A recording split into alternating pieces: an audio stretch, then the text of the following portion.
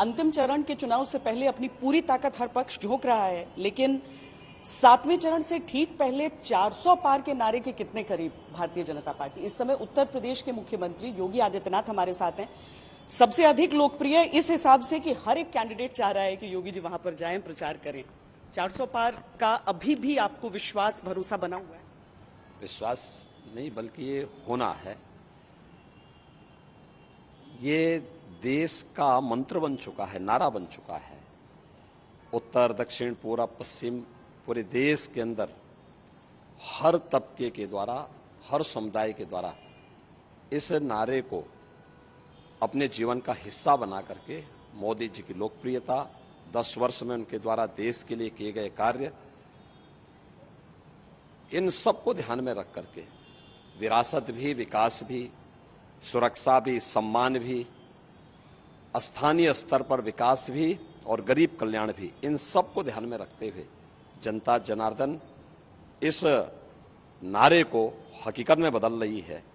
और 4 जून को जब परिणाम आएंगे तो फिर एक बार मोदी सरकार और अब की बार 400 पार का यह लक्ष्य भी हम एनडीए समेत अचीव करेंगे।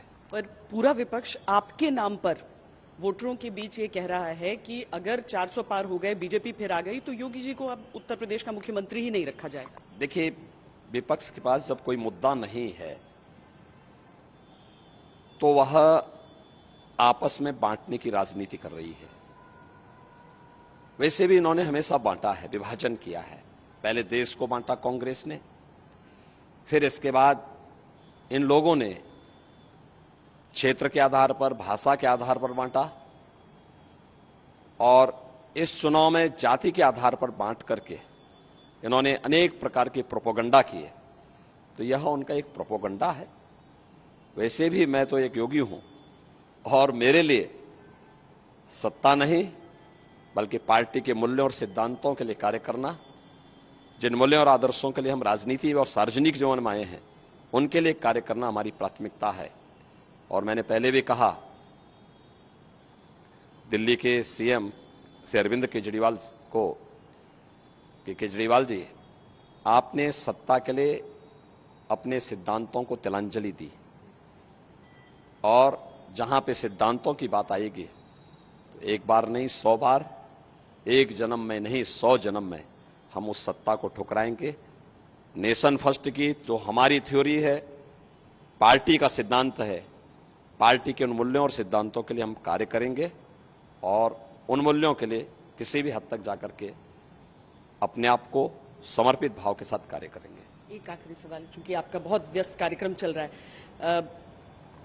यूपी की 80 सीटों में आप लोग कहते हैं 80 की 80 जीतेंगे, अखिलेश यादव कहते हैं केवल क्योटो जीतेंगे और वो एक कटाक्ष है काशी पर।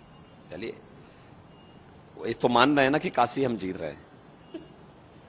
इसके बाद वो कहेंगे गोरखपुर भी इसमें आ जाएगा। फिर वो कहेंगे कि मैनपुरी, कन्नौज, आजमगढ़। तो ये सब जब बीजेपी के हिस्से में हैं और एनडीए के पार्ट हैं तो स्वाभाविक रूप से 80 सीट बीजेपी के पक्ष में। परिवार की सीट वो हार जाएंगे। ये तो हुआ है, होगा भी। कन्नौज पिछली बार हम जीते थे, इस बार फिर जीतेंगे। आजमगढ़ पिछली बार हम जीते थे, इस बार फिर जीतेंगे। मैनपुरी में इस बार पहली बार मजबूती से उसको जवाब दिया गया और मैनपुरी में बीजेपी जीतेगी। तो 80 में से 80 सीट बीजेपी जीतेगी और मैं कहता हूं 80 बनने का आधार अब की बार 400 पार। बहुत धन्यवाद हमसे बात